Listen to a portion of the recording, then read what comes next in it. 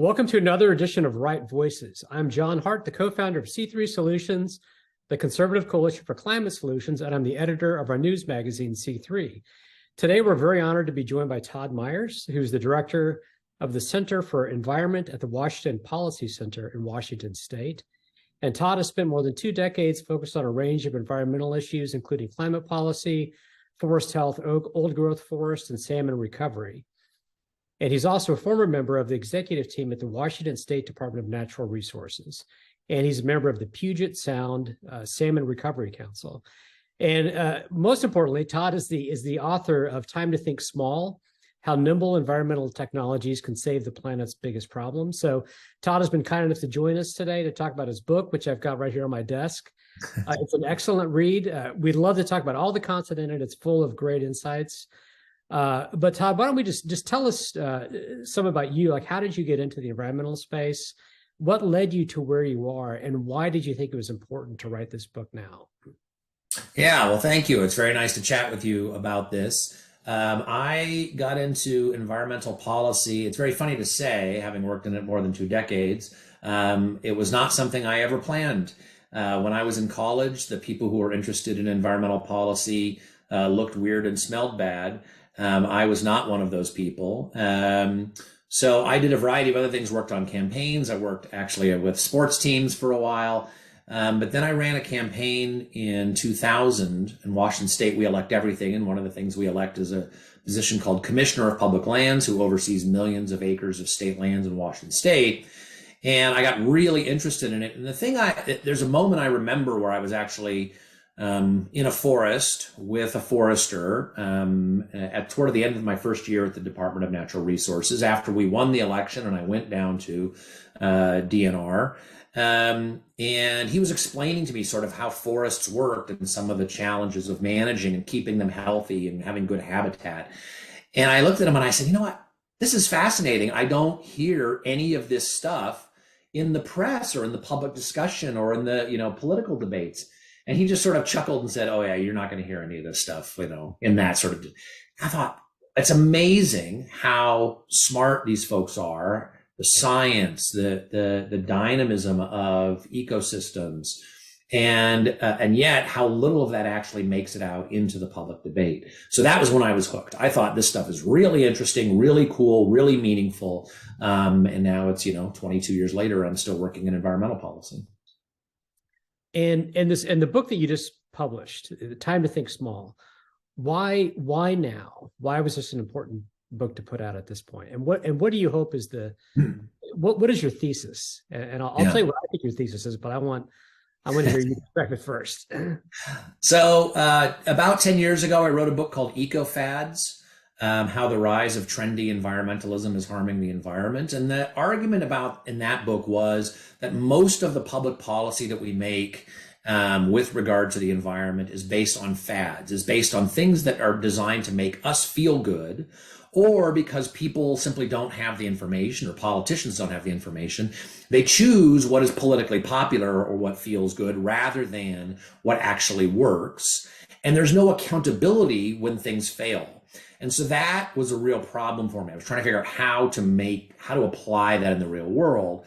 I believe in the power of free markets. And one of the things that free markets does well is hold people accountable for their mistakes and reward success. And you just don't see that as much in public policy, and especially in the environmental arena. So I started to look around and I noticed that people were doing amazing things, that the ubiquity of technology and the access to powerful technology was allowing people to do things they never could have done before, solve environmental problems they never could have solved before without government. And so I got really excited. And what I found is that small technologies that empower individuals and small groups were allowing people to do really cool things. And that by locating power in the hands of individuals, there was accountability. There was a desire to focus on success, not just feeling good because you were close to the problem. And so this book, when I wrote Eco-Fads, I couldn't have written this book because the technology simply didn't exist. Now, 10 years later, it does exist and people are doing really cool things. And so that's why I wanted to write this.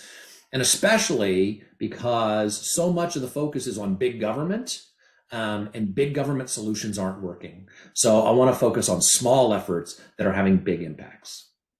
So let me read us an excerpt that I think really beautifully captures what you're saying. So page 41, you talk about a hive of small solutions. You write that small technologies are more suited to the innovative dynamism we need to address changing and complex threats to the environment. When looking for metaphors to guide our thinking about environmental solutions, a hive is superior to a moonshot. Many small solutions as part of a larger effort to tackle a problem. In a beehive, there is no plan and no director. Each worker has a specific job based on the needs of the hive. And here's the key part. Small is nimble. Small is the ally of creativity. Small can spread rapidly. There is a reason we say something is, quote, going viral when it is suddenly everywhere. Small moves fast. Small can do big things. That's a great section. I think that captures really what I think what your thesis is. And you talked about some of the counterintuitive kind of fads, things that make us feel good. What are some of those that have jumped out to you that are kind of illustrative of this deeper theme you're trying to drive? Yeah, so I mean, there are many. Obviously, you've been around, so you've seen many things that we do that make us feel good.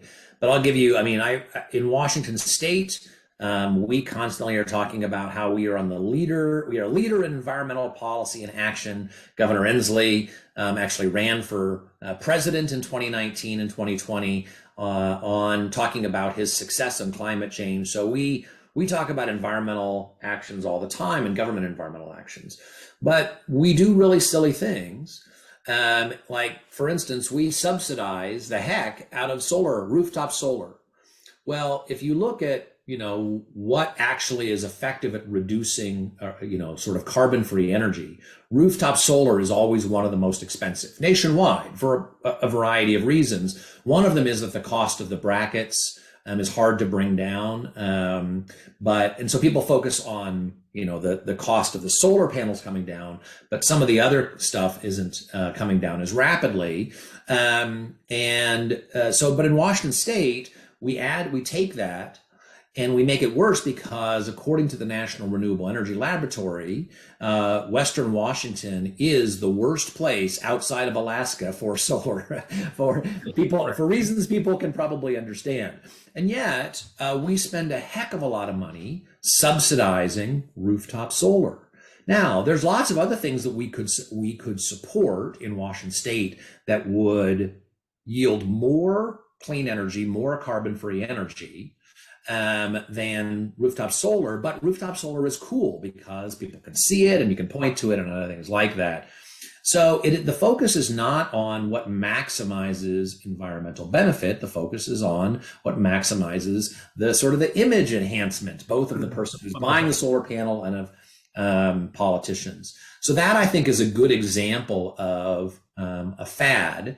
And again, it doesn't mean that solar is bad everywhere and at all times, but it means that if you actually care about the environment, what you want to get is the maximum environmental benefit for every dollar you spend. And when we look at where we spend money, it literally is almost the exact opposite, that we spend money on very high cost things that have low environmental benefits. Yeah, and you talk about the one size fits all. I'm trying to find the section where you describe the problem with focusing on one size fits all paradigm, because and you I'm glad you touched on that, the solar example, because in some parts of the country it does make sense. Like on my land, looking behind me, I'm on 62 acres. I would love to add a larger scale solar and incorporate grazing for sheep, because it's a multiple level use of land. Right. But my micros, and the point you get in your book is there are micro cases all over the country. Yes. Where we need to be empowering people with the capacity to do innovative solutions instead of imposing from on high the solution you must adopt because it makes politicians feel good. And with regard to rooftop solar, I give an example in, I think it was Haiti, or the Dominican Republic, where some people started putting rooftop solar on, and the government-run utility came and said, no, don't do that. We'll fix your, we'll give you more reliable energy and other things like that. And the people said, no, you're unreliable. You cut off my power. I want something that is reliable, even if it's just during the day. I want something I control. So again, there's more to solar and these other things than just sort of one, focus, which is renewable energy. For them, that was also reliability. In the United States, we think of solar as being unreliable, but in that situation, it was reliable. And that's the point, is that local control and local decision making and accountability are the keys. And so the beauty of these small technologies is that it's adaptable. In the US, it might not be the option,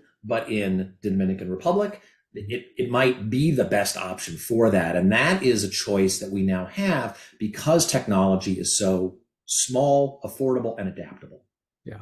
Well, let's talk about some of those individual examples you get into. And there's really three I want to touch on, but since you've talked about the global dynamic and the local, the interplay between the global and local, describe the e-water services project, what that is and why it's important for people to look This at. is one of my favorite examples. So in Africa, one of the challenges obviously is getting access to clean water. And so if you don't have a reliable pump in your community, what happens is that people hike, typically the women hike to the local stream or river.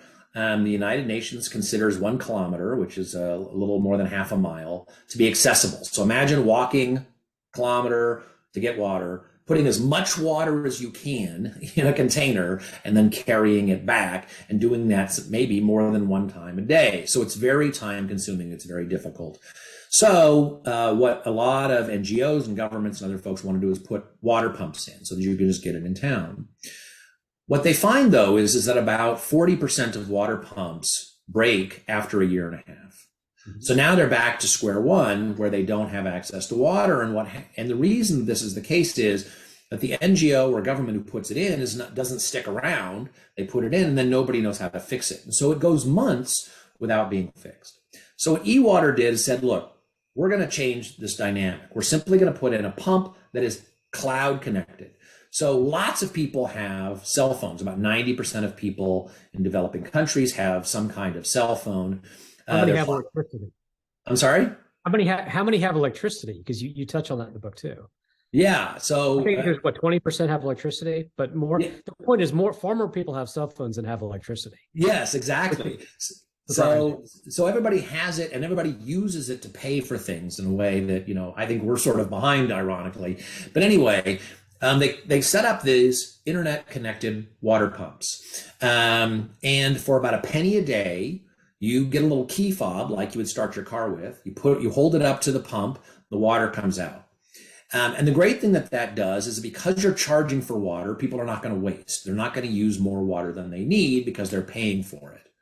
But the other great thing that it does is that it creates a revenue stream for those pumps. So if the pump breaks down, they're losing money. eWater is losing money, and the people that they have hired in these communities are losing money. And so the time that these pumps were broken down went from months to a day.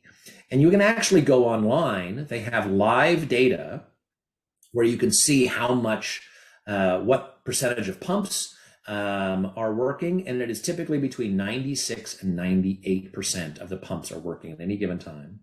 And eWater just passed a remarkable milestone. They just passed 1 billion gallons of water delivered to more than 350,000 people. Now think about the technology involved. It's a internet connected water pump that's fairly straightforward. It's people's cell phones. And yet this simple thing has allowed them to deliver the water in a very reliable way.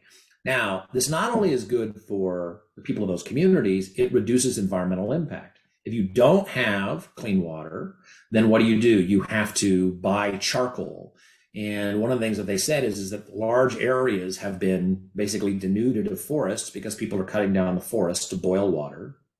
The other source of water is plastic bags. So you can go and you can buy a plastic bag. Well, now you know it's clean. But if you don't have access to water, you almost certainly don't have access to trash pickup. So what happens to the plastic bags? They sit around. So this one very simple innovation, just using simple technology and simple market forces and prices, has made a big difference in the lives of more than 350,000 people, all while reducing environmental impact. Yeah, it's amazing. So speaking of plastic bags and trash, another example you talk about is SeaBin. Describe what SeaBin is.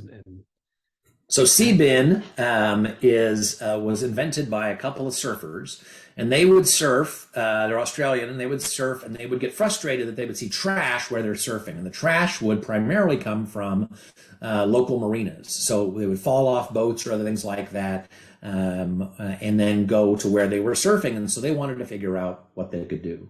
So they came up with this idea of a floating trash can that has a pump in the bottom that draws the water in, and then a net, and then you just pick up the bag, out of the little floating trash bin, throw it away, and then put it back in the water.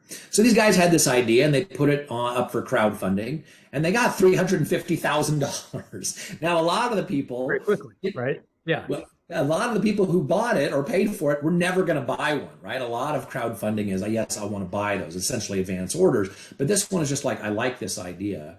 So it took off, and now they have created this, and it's now around the world. They have sold these things everywhere, from the Caspian Sea near Iran to marinas in California and the United States. But it's very simple. It's very simple technology. The money was raised not through any sort of big corporate fundraising thing, but just from people giving individual $5. And it just shows the ability of ideas now to take off from very humble roots, because the technology is so simple and the ability to get funding is very straightforward. And anybody can give a little bit, and it can make a big impact. And what was the bill number that created these items? The congressional bill? There is none. Exactly. You sort of threw me for a loop there, but yes, exactly. That's the point. There is no congressional bill. It is Governor Inslee didn't do it. Yeah. It's permissionless innovation. It is people coming up with an idea and finding ways to make it happen. And again, we talk about the alternative. The bill numbers that members of Congress and other folks do come up with is banning plastic bags and things like that. Well, I mean, that's the amount of plastic that goes into the ocean for the United States is very small. There was a study in Science magazine that looked at, okay, where does the plastic come from? And Sri Lanka puts like 4 or 5 times as much plastic into the ocean as the entire United States. So, plastic bag bans feel good, but they don't do much for the environment. I would be willing to bet that the invention of the SeaBin has done more to collect trash from the water than all of the plastic bag bans that have passed in the United States, because it is targeted at the problem rather than just, hoping that banning something will end up working. Well, that would be a great study, is to find out what's been the most effective. And I'm curious, why is Sri Lanka producing so much more? So Sri Lanka and Southeast Asia, and then somewhat in Africa, are the primary sources of plastic into the ocean. And it's simply because they don't have the trash collection. They don't have the capacity to pick up the trash like we do in the United States and Europe and places like that. I mean, obviously, trash gets into the water in the United States, but it's a much bigger problem there because the government capacity is not there. So that's another reason I think that these things are so exciting is that the impulse is to say, okay, how can government solve this problem? Well, in a large part of the world, and especially in the parts of the world where the environmental problems are the biggest, government solutions simply are not an option. If the government was doing its job, we wouldn't be having these problems. The fact that we have these problems in many cases is because there's poverty, because there are weak government institutions, or because there simply isn't the political willpower. So rather than just sort of throwing our hands up and hoping that we can, protest one more time or scream louder or, go to the United Nations and scream at them, it's like, how about innovate? How about create something that solves the problem? Yeah, but you talk about being overwhelmed together. I think you were quoting Yes, I can't yeah. remember what, but it was, yeah, it reminded me of being a cop, because I was thinking it's sort of like not an arms race, but an arms flailing race where everyone's just flailing their arms, and Yeah. who can one up the next speaker on being more concerned. And Well, it's not. that's right. And I have done a couple of recent college lectures, and my message to them is don't go out and protest on Earth Day this year. Instead of going out and protesting, like stay at home and figure out what you care about and innovate. Like one of the lectures I gave was at Harvard, and I just told them, I said, you can go out and protest. There have been protests in history that have been important, but the marginal benefit of the brains in that room would be far better used at innovating solutions to the environmental problems they see, than coming up with a clever sign and walking down a street. And we now have that opportunity in the way that we didn't 10 and 15 years ago.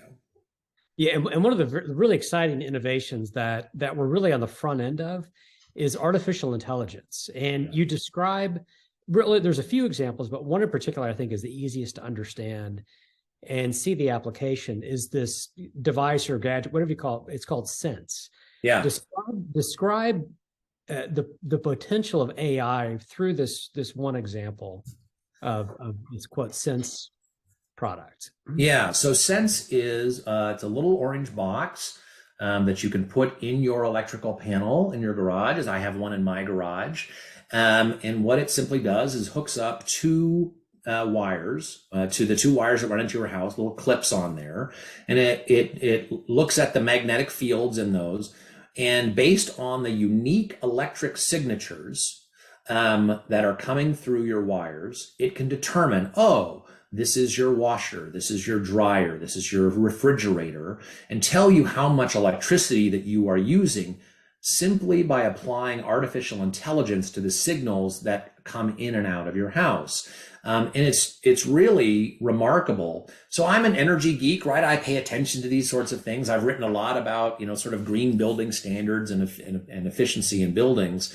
But when I first got one, I was shocked at how much electricity I was using simply when I turned on my kitchen lights, because they were all incandescent. And so I instantly went and did, I was able, because you have the data, right? It's showing you what is happening in real time in your house. You can see, okay, here's how much it's costing me. I went out and I got LEDs, and like within 6 months, they had paid for themselves. But that data to allow me to make a unique choice for myself is really powerful. And even a guy like me who thinks about this a lot was surprised in some of the ways that I was using it. And just to show you the power of small and how small can have a big impact, Sense now has signed agreements with smart meter companies like Itron. So now smart meters new smart meters that could put on houses will have this built in. And the great thing about that is, so when Barack Obama was president, he spent a bunch of money in the recovery package to put smart meters in homes. And there's a lot of reasons to do that, not just, to determine your energy. But one of the things he said is that these smart meters will allow you to look at the amount of electricity you're using every 15 minutes. Right. A Sense looks at your electricity 1 million times a second. What happens to that data? That's another key part of the story. That the data that Sense collects is then shared with and is learned from other sources. Yeah. And so then, you can share your data or not share your data. I choose to share it. The thing is, people worry about privacy, and I absolutely get that. I'm less sensitive to that because I'm sort of a public person in a lot of ways. So I sort of have given up some of my privacy, and I'm a tech geek, so I kind of like these things, but I do appreciate those concerns. But you can share the data and then they learn, right? They can identify.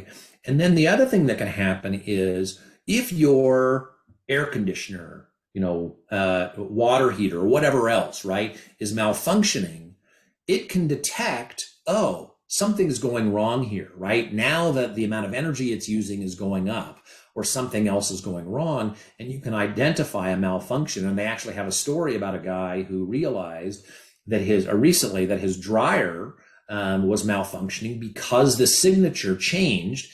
And the app actually said, this is a new piece of equipment. We haven't seen this before. And he's like, no, it's the same piece of equipment.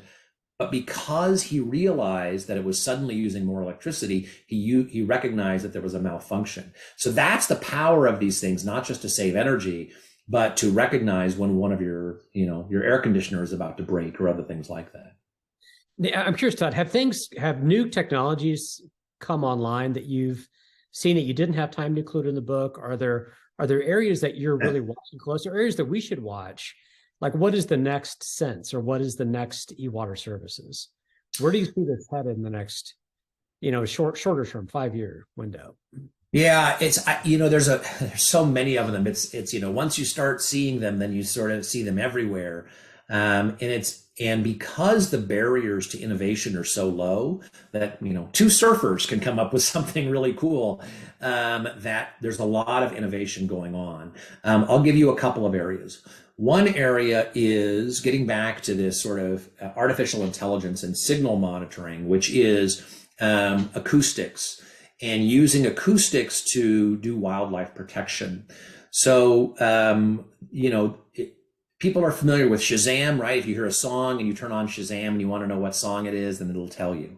Well, for a long time, people said we should do that for bird songs. And I remember actually reading an article about 3 years ago saying, yeah, we'll never be able to do it for bird songs. It's too complicated. Each bird is different. They sing slightly different songs. Same birds in different parts of the country. We'll never be able to do it. Well, guess what? Now we can do it. And so Cornell Labs has an app called Merlin Bird ID, where you can just turn it on and it will listen and it will identify birds.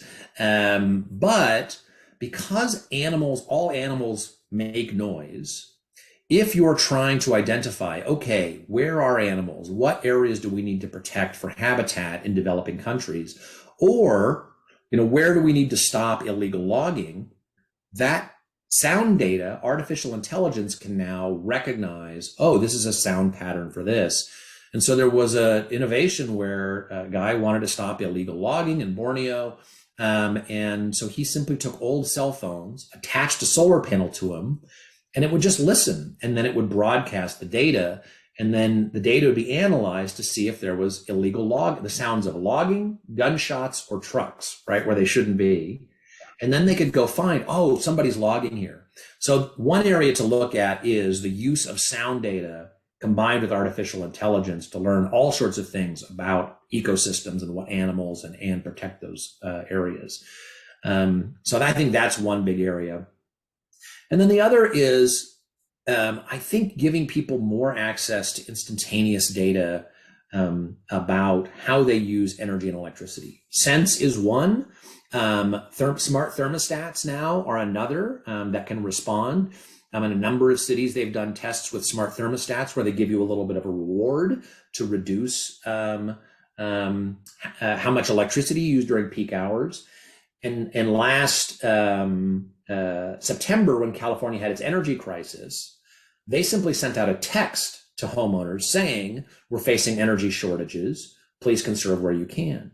And within 15 minutes, they had reduced demand by 2,000 megawatts, which is about 2/3 of the total state battery power that they had available at the time. Think about how many billions of dollars California has spent on batteries to shift, solar energy from the midday to the evening. And one text did as much as 2/3 of all those batteries within 15 minutes. So these sorts of things, I think that sort of information is going to become more ubiquitous and more usable to consumers. Yeah, and I don't know how you're in Washington State, so I don't know if you're following the Texas debate very closely, but you touch on the Texas energy crisis weather event back in 2021, and where we are now in that debate is the worry is that the government's going to come down with a heavy-handed response that's going to end up killing innovation, killing deregulated markets, and making the problems not solving the correct problem essentially, and making other problems worse. Are you following that closely? Are you concerned that this could be yet another example of government coming in, trying to swoop in and causing unintended consequences? Yeah, absolutely. I have a lot of sympathy for people who say that we have under prioritized reliability and focused only on, more and more renewables, more and more wind and things like that, which are unreliable. I routinely point out that in Washington State, our wind goes way up and way down. It's very unreliable. And so, but what I am concerned about is that what we simply do is replace one set of planners who are prioritizing renewables with another set of planners who are prioritizing reliability or something else. If you want reliability, I can tell you how to get it. You can have backup after backup, right? I mean, if I have a generator at my house, that costs me money because I'm not using it very often. And you might say, okay, that's fine. You're not using it very often, but it ensures reliability. Well, now if I have a generator to back up my generator, now we're starting to get to the point where it's too expensive. And I worry that sort of planners on the other side will say we need backup on backup, and that'll drive prices up in a different way. Now that consumers have more power, they can engage with prices, with reliability in these things in a way that they, like I said, never could before because the technology simply didn't exist. Rather than just it being a fight between left-wing planners and right-wing energy planners, why not engage the consumer as well and let them make their own decisions? Everybody's going to make a different decision. Some people are going to be willing to pay more for renewables. Other people are going to want, the lowest cost. I think both of those decisions are great. Individuals can now make those, but if it is a fight between, if it is only a fight about supply and not about demand, we're missing a huge opportunity to keep prices low, to ensure reliability, but also to help the environment. Yeah, an analogy here is with healthcare policy, because what's been lacking in healthcare, and I want to talk about your conclusions, but transparency is huge. But it's this idea of consumer-directed healthcare. But the same is true in a lot of different sectors. We need consumer-directed environmental policy, consumer-directed energy policy, to avoid those pitfalls on either the left or right, which have different versions of top-down. Yeah, and a big fight in healthcare is transparent prices, right? Show me how much I'm paying, rather than just have, the government or some third party do it. And people don't have a sense of the accountability or the cost of different things. And so prices keep going up. Well, let's do the same thing in electricity. Let's give people a sense of, okay, it's 6 p.m. If you're being protected from the fact that it's peak prices and electricity is the most expensive at that point, well, you're going to dry your clothes. You don't care. But if you say, oh, I should dry my clothes at 9 p.m. when prices have gone back down, and you get a little reward for that, it's a very simple change that people can make as long as they have that price transparency. Without that price transparency, their decisions, because they don't feel the costs, could make a bad situation worse. And they do pay that price. They just don't realize it. And how do we create that culture of transparency beyond letting the market do its magic? I mean, is there a role either from a state by state, local standpoint, federal? Are there laws that need to be changed to make it easier to create that culture of transparency? I think two things just generally, and every state is different, but the Energy Information Administration just put out a little thing today saying that in some states, consumer choice is going up in electricity, and in other states it's going down. And I think there's a couple of reasons. One is there is always the temptation among politicians to use consumer choice and put quotes around the word choice, and really sort of, call it consumer choice, but really it's sort of beating people to make the decisions you want them to make. So I think that undermines it because people are left with bad experiences, and then they say, I don't like this at all because it's not really choice. I think that's one thing. So resisting the urge to determine what choices people make. And second, expanding it. There are a lot of states where people are simply assigned, don't have any choices or have very few choices. And so letting innovators do interesting things And not every situation is going to work. And people tell horror stories, about, this person who had his thermostat turned down and didn't realize it, or the other things like that. Okay. There is an incentive for businesses not to allow those things to happen because they will lose customers. But if we freak out every time that there is a bad story and then call for government intervention, I think that's just sort of the right-wing version of what the left does. And we need to, trust people, give them the information. But it's going to be early adopters. It's not going to happen all at once. It's going to take time for this culture to develop and for people to realize they have these options. This isn't something that 100% of people are going to do tomorrow. It's something that 10%, 20% of the people, and then gradually increase as people get comfortable with it. Right. And two other conclusions you come to is, besides creating a culture of transparency, is to focus on goals, not methods, and to remove barriers. Tell us more about what you mean by those two. So as I said at the beginning, one of the things that I was concerned about was eco-fads, because fads are more about how I look and how I feel rather than does it actually work.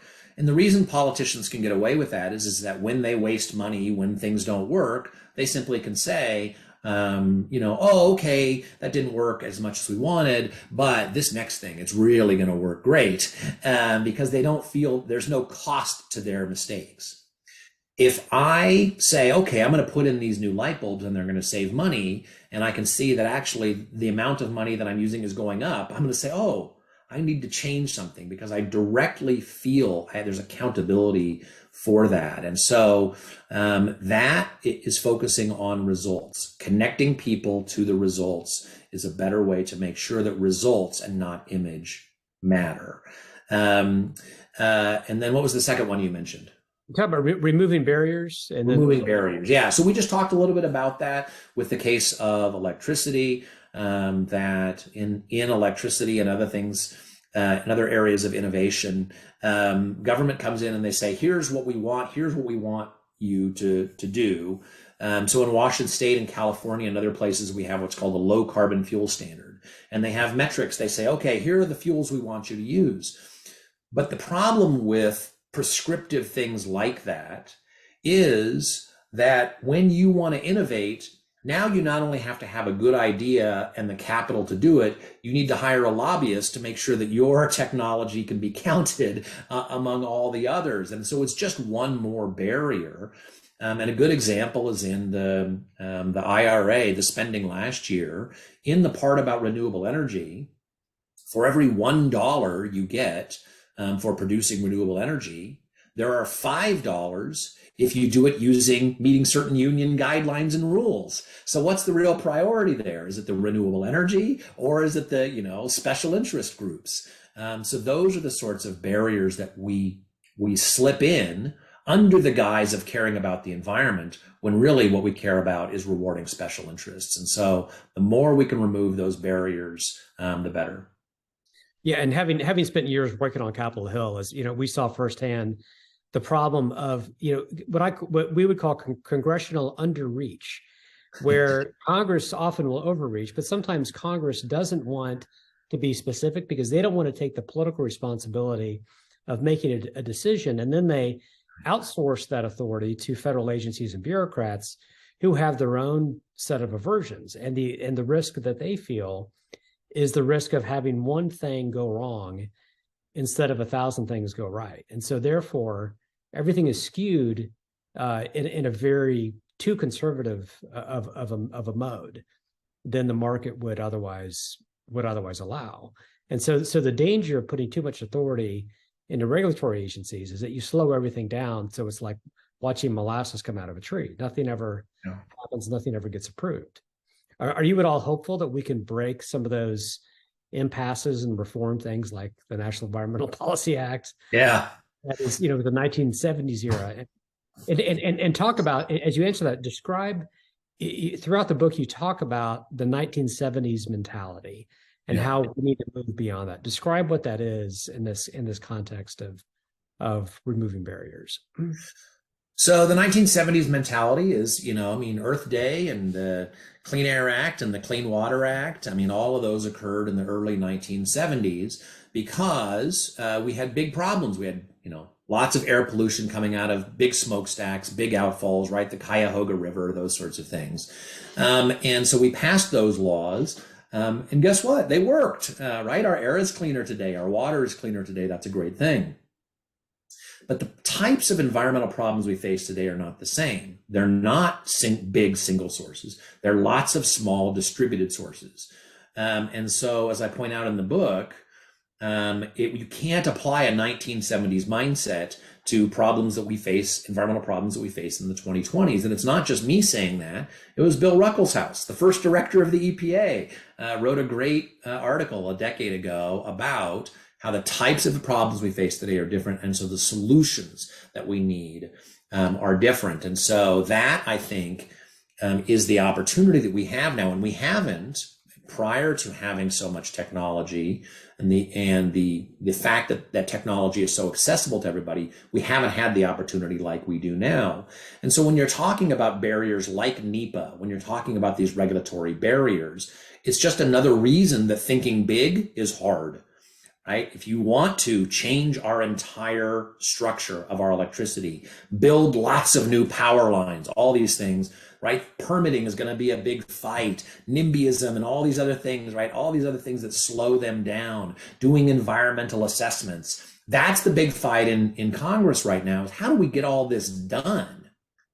But if you think about local, if you think about tailored, if you think about, giving people small options, those things fly below the radar. They don't trigger all of those massive fights about NEPA and permitting and high costs and uncertainty and legal fights, because you can start small. And a group like Sense can start with a handful of people programming AI, creating something that goes into, your electrical panel, and once they've developed the technology, then they can sell it to, or, partner with Itron. And now it's in smart meters everywhere. So that is the ability to sort of get around those big, permitting and government barriers, start small, make it powerful, and then scale it up in a way that you don't run into the problems that we're seeing in so many other environmental areas. Yeah, and Todd, in your book, you make a point by saying this is not a panacea. There's no silver bullet. And I noticed I kept waiting for you to describe in more detail the natural gas, the fracking revolution, to spend more time on fusion, the role of basic R&D. And my assumption was you weren't dismissing those big gee whiz change the world technological moments, some of which have happened, right, in small modular nuclear reactors. There's a whole list of other quote bigger technologies. How did it describe kind of your thinking on why you didn't want to develop some of those examples and why you chose to focus on different ones? There's a variety of reasons. One is simply that there's a lot of writing on all of those things already. If you want to read a book about fracking and how cool fracking is, there are several books on that. So in some ways, it's just, I wanted to write about something that I saw happening that nobody was writing about. I don't dismiss those, right? I mean, I think the possibility of fusion is really cool. Modular nuclear reactors here in Washington State, we are talking about modular nuclear reactors. I actually am a member of the Hanford Advisory Board overseeing the cleanup of the nuclear waste at Hanford for the plutonium production. So that's different than energy production, but obviously there's a talk about waste and how we use that waste, and small modular is a way that we can use that waste to produce new energy. And I think that's really cool. So I don't dismiss any of those things at all, but I think that there is too much focus on, going up to the plate and hitting a home run every time. Mm-hmm. And what ends up happening is we strike out a lot. And we spend a lot of time and resources trying to, do those big projects. And, Governor Inslee, he wrote a book called Apollo's Fire. Because the metaphor that the left always likes to use is Apollo, right? If we can do the Apollo, we can go to the moon, we can do this. But I went through his book again. I read it when it came out in the late 2000s, and I read it again recently. And the number of predictions he gets correct is very low. I mean, he gets a lot wrong because it's hard. I don't blame him for being wrong. I blame him for the arrogance of thinking that he could be right. And so when you and to be clear, it isn't just him as a person. There is a systemic arrogance, if you will. Correct. Yes. That's a worldview arrogance. Well, and that's part of the challenge is being in this debate, is that it's very off-putting for people that don't buy into that, because it is very offensive. Where I have people lecturing me about how to care for that. Well, I'm spending my weekends out doing invasive species management. I planted over 1,000 trees, and because I don't have the same position on energy supply and demand, it doesn't mean you, quote, don't care. Yeah, and you get lectured about, hey, why are you spending your weekends planting trees when you should be out marching? It's like, no, that's backwards, right? Why are you, spending your time making signs when you should be innovating? You should be doing things like that. And we need to change that mindset that marching and, being sort of bombastic is the enemy of innovation, environmental innovation, and environmental success. And that small efforts that actually make a difference are powerful and are more important. Well, Todd, this has been fantastic. There's a whole lot more we could cover. So I encourage people to pick up your book, Time to Think Small: How Nimble Environmental Technologies Can Solve the Planet's Biggest Problems. I hope we've helped solve some of those today in our conversation, or at least help people see how they might solve those. I think is really your takeaway and your point. And and the last thing I will leave with is that there's a lot of conservatives that I talk to who care about the environment but are afraid to talk about it because they think that environmental issues have become synonymous with socialism. And the reason that I wrote my book is to empower those people so that they can see, look, I can care about the environment and do good things without having to buy into the big government approach. And I think, as conservatives, we need to stop talking about the environment in public. And privately, we talk about how much we care about it, but in public, we sound like we don't care. And what one purpose of my book is to reach those conservatives, but also for them so that they can reach their family.